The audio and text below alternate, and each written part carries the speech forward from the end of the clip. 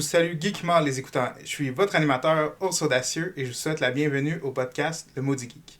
You are the wind, the gentle wind caressing me. You can do it. Je peux le faire. C'est toi qui vas le faire. Juste question de vous mettre un peu en contexte. Je tiens à vous dire que je suis photographe cosplay depuis 2015, que je suis diplômée du collège de photographie Marsan et que je suis spécialisée dans le portrait. Aussi, la capsule que vous écoutez actuellement est un pilote d'une série qui s'appelle Dans le cosplay ou DLC. À chaque épisode, j'essaie en compagnie d'un invité du milieu de vous dépeindre un pan du cosplay. Aujourd'hui, on va commencer à la base de la base, à savoir qu'est-ce que le cosplay. Et aujourd'hui, mon invité, c'est une de mes meilleures amies et cosplayers, Eva Sil, qui est cosplay. Tu peux dire bonjour. Bonjour. Donc, on va commencer avec un PAS. Je sais pas si tu as vu dans mes vidéos. C'est prénom, âge, spécialité. Super. Donc, mon prénom, c'est Eve-Marie, mais on m'appelle Eva. J'ai 21 ans en ce moment. Et ma spécialité dans le cosplay, c'est je fais beaucoup de cosplay, puis je fais les cosplays à la main. C'est ça vraiment qui me démarque. Pour commencer, quelle est ta propre définition Du cosplay? En fait, ma définition du cosplay, c'est vraiment de vivre sa passion, en fait. C'est de pouvoir s'exprimer d'une manière que tu n'aurais pas l'habitude de t'exprimer autrement. C'est d'être une personne différente pour une journée. C'est une activité de création aussi. C'est un mélange, dans le fond, un regroupement de toutes mes passions. Ça me permet d'en apprendre plus sur moi aussi. Quand je fais un cosplay d'un personnage, j'apprends à comment bouger comme le personnage, j'apprends comment parler comme le personnage, mais ça m'apprend aussi sur moi, comme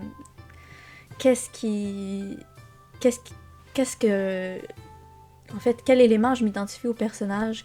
Des fois, c'est plus facile de faire un personnage qu'un autre parce que je m'identifie plus au personnage d'une manière émotionnelle ou juste physiquement, je m'identifie plus au personnage, comment le personnage bouge. Le cosplay, pour moi, c'est pas juste faire un déguisement d'un personnage. Je pense que beaucoup de cosplayers dans le milieu aussi, ils trouveraient ça assez ambigu d'utiliser le mot déguisement pour parler du cosplay parce que c'est pas vraiment un déguisement comme on a l'habitude d'en voir, comme par exemple à l'Halloween. C'est plus profond que juste se déguiser en personnage, c'est représenter le personnage. Donc pour toi, en définitive, c'est que faire du cosplay, ça veut dire ta définition du cosplay, c'est quasiment plus comme une expérience. Une expérience, oui. Je dirais vraiment interpréter le personnage, vivre une expérience, parce que aussi, c'est pas juste, tu fais le cosplay pour toi, mais tu fais aussi le cosplay pour les autres. Quand tu vas dans une convention, par exemple, tu le fais pour toi, mais tu le fais aussi pour les autres. C'est-à-dire pour te faire plaisir, mais pour faire plaisir aux autres aussi, exactement. Aussi, qui peuvent te voir justement incarner un de leurs personnages préférés, exactement. Ouais. Super. On va y aller, en fait, avec une définition un petit peu plus objective. Donc, le cosplay ou costumade est un loisir qui consiste à jouer le rôle de ces personnages en imitant leurs costumes, leurs cheveux, à l'aide d'une perruque ou en réalisant la même coupe de cheveux que celle du personnage et leur maquillage. Merci Wikipédia. D'abord, merci pour ta réponse.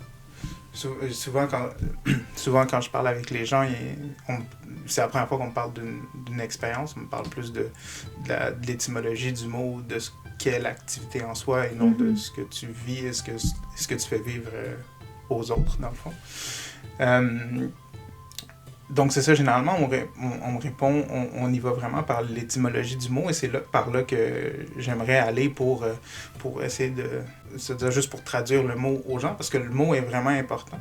C'est-à-dire que le mot cosplay, comme je l'utilise, ça veut pas, c'est pas nécessairement l'utilisation générale du mot cosplay.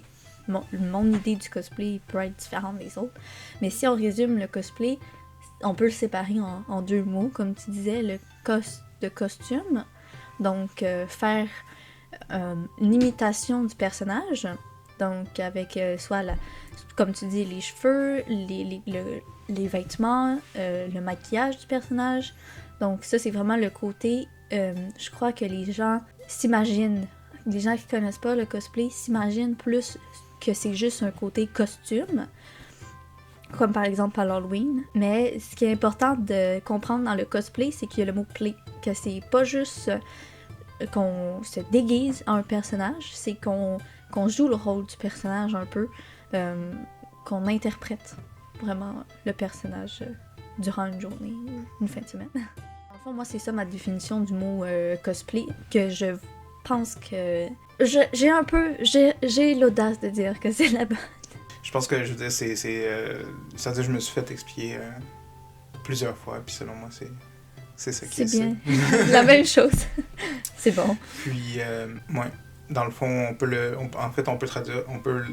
rapidement le traduire en sens où on peut voir des... là, j'en ai pas sur le coup, mais...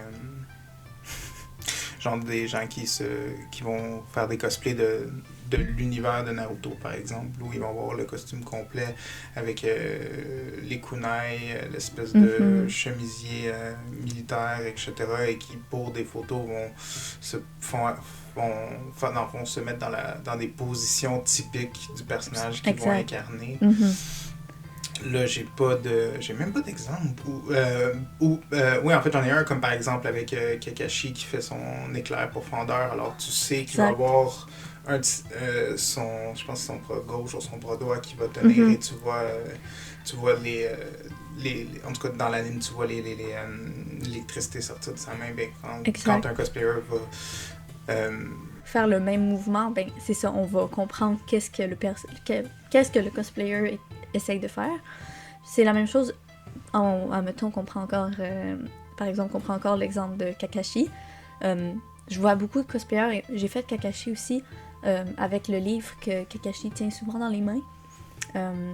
Oui, c'est son espèce de position, je sais pas si c'est ça de quoi tu parles, mais son espèce de position assise où il tient le livre à une main, puis il est comme accroupi. Exact, c'est ça que je parlais. Avec les kunai aussi, moi j'en ai vu. Puis je fais des positions de combat, souvent avec d'autres cosplayers aussi. Des fois ça arrive, tu sais, quand on est dans une convention, ça arrive que avec les autres cosplayers du même univers, on interagisse ensemble en tant que les personnages et pas en tant que les cosplayers que nous sommes. Fait que, dans une certaine mesure, on pourrait quasiment... les conventions, c'est un sujet que je voudrais aborder dans un autre podcast à part entière. Parce que je pense que c'est... Mais je crois que c'est quand même important de le mentionner, même si on ne l'approfondit pas.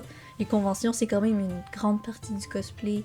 C'est là que les gens se réunissent pour partager la passion du cosplay, mais dans le fond, ce que j'allais dire par rapport à ça, c'est que comme les conventions ont lieu dans des palais des congrès et autres places du genre, c'est ça, quand les cosplayers se retrouvent dans des conventions comme dans les palais des congrès, etc., dans le fond, ça se trouverait être quasiment comme une espèce de, comment je pourrais dire ça, une scène, comme une espèce de pièce de théâtre, exactement, oui.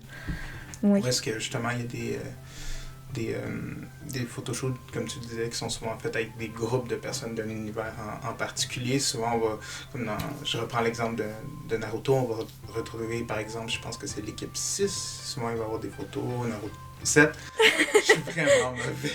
C'est correct. Donc, Naruto, Sasuke, Sakura et Kakashi. Kakashi Sensei. Et, bon, parfois, il y a d'autres... les autres équipes, exactement, les autres enseignants, il y a les autres sensei, pardon. Mais oui, c'est ça, c'est vraiment un regroupement d'univers, un partage aussi de passion, de bons moments entre cosplayers. On va passer à la suite. Donc, selon toi, est-ce que le cosplay est autre chose qu'incarner un personnage de la culture pop tout en portant son costume dans le fond? Là, tu me parlais d'expérience, on pourrait le rapporter, donc c'est une expérience, mais à la passion pour le cosplay ou à une sous-culture ou encore un mode de vie. Un mode de vie, oui. Oui, non, mais je vais continuer sur ta lancée, là. c'est en grande partie le cosplay, c'est d'incarner le personnage de la culture pop, mais c'est pas seulement ça, parce que je connais beaucoup de cosplayers comme moi qui...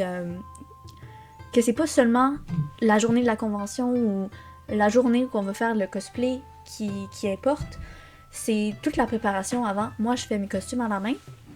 C'est tout le côté créatif de créer son cosplay, de l'imaginer, de le coudre, de construire les armes.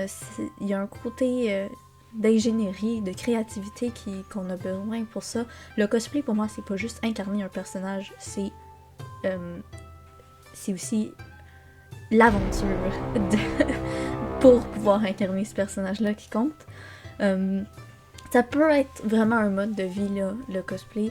Je connais plein de gens. C'est clairement une passion aussi. Il y a plein de gens que je connais qui sont passionnés du cosplay, qui feraient du cosplay à tous les jours s'ils le pouvaient. Là. Donc, un mode de vie, clairement. Moi aussi, c'est-à-dire, il y a des cosplayers que je suis sur les réseaux sociaux. Là, j'en ai deux en tête que je suis plus assidûment. Je pense que la première, c'est Kamiko. Ah, merde, je me rappelle pas de son nom. Je sais pas si t'as entendu parler de Suki Cosplay, mais celui-là... Oui. On en a parlé une couple de fois. Là. Ah. Je suis. Ouais, Kamiko. Kamiko qui publie 60 millions de stories. C'est une très bonne cosplayer qui, je pense, vient de la Beauce. Ok. Si je dis pas de niaiserie.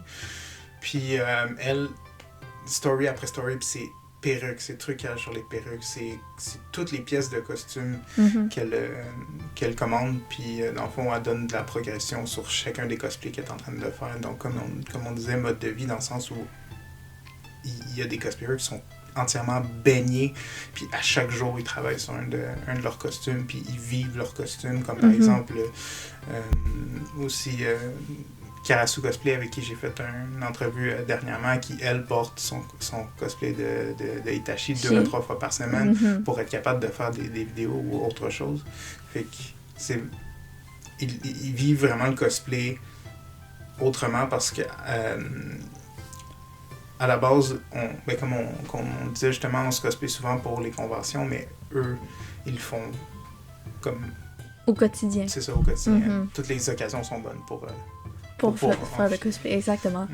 Moi, j'ai un petit blocage, je dirais, là, au niveau du cosplay. Alors, j'aimerais ça, faire mon cosplay à tous les jours, mais il y a comme une pression sociale, je trouve, qui fait que on est comme pas... C'est pas qu'on n'est pas bien vu, mais c'est que les gens, ils comprennent pas vraiment peut-être le cosplay, ils nous trouvent un peu peut-être étrange. Fait que c'est sûr que pendant les conventions, à l'Halloween, on a l'air de gens normaux, mais si on ferait du cosplay plus souvent, je trouve que c'est quand même mal vu. Je sais pas ce que t'en penses. Ouais, c'est-à-dire, ce que j'en pense, je pense que tu as raison. Je pense que ça dépend du contexte. Mais si on parle de porter son cosplay en public, oui.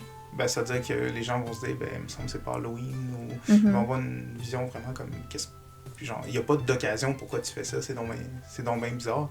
Alors que pour certains, c'est comme tout naturel. Oui, pour la personne qui porte, ça peut être vraiment bénéfique, en fait, de porter son cosplay au quotidien.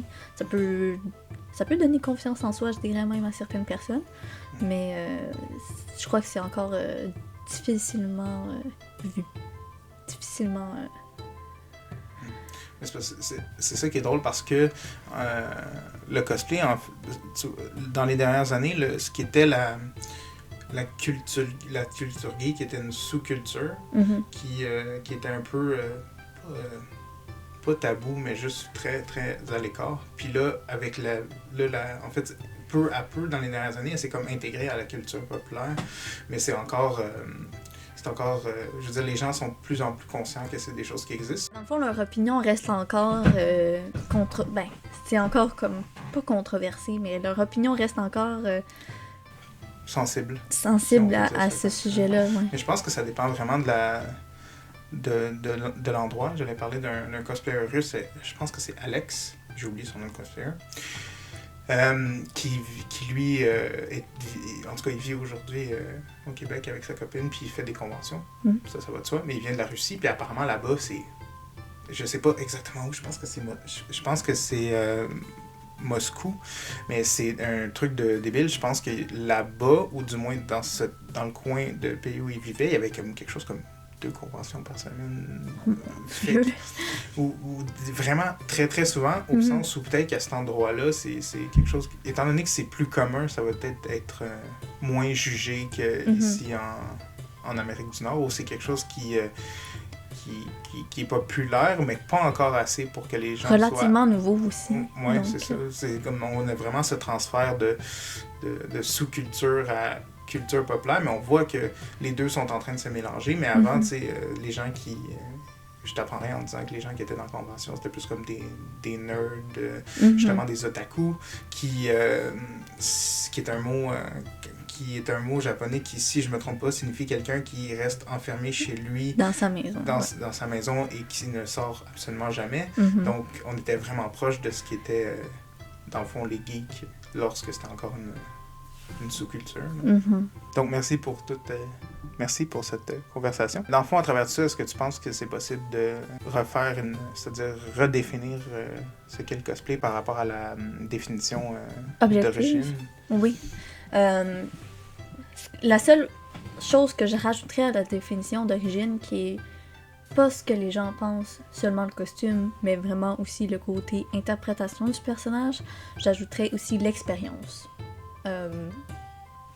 de vivre en tant que le personnage, mais aussi l'expérience de vivre avec les autres cosplayers. J'ajouterais vraiment le côté expérience. Oui, l'expérience. Créativité aussi. Dans le fond, ce que tu me dis, c'est que, outre le fait d'incarner un personnage dans son costume ou dans un jeu, ça peut être aussi une expérience, mais aussi, c'est-à-dire, c'est un symbole de créativité aussi. Exact. Donc, j'étais avec mon amie Eve-Marie, ou Eva C'est le cosplay. Merci d'avoir accepté mon invitation et d'avoir ça me fait plaisir. Merci d'avoir invité. Donc, où est-ce qu'on peut, sur quel réseau, en fait, comment on peut... Me retrouver? Oui, te retrouver. Ben oui, c'est un petit moment instant promo. Vous pouvez me retrouver sur Instagram.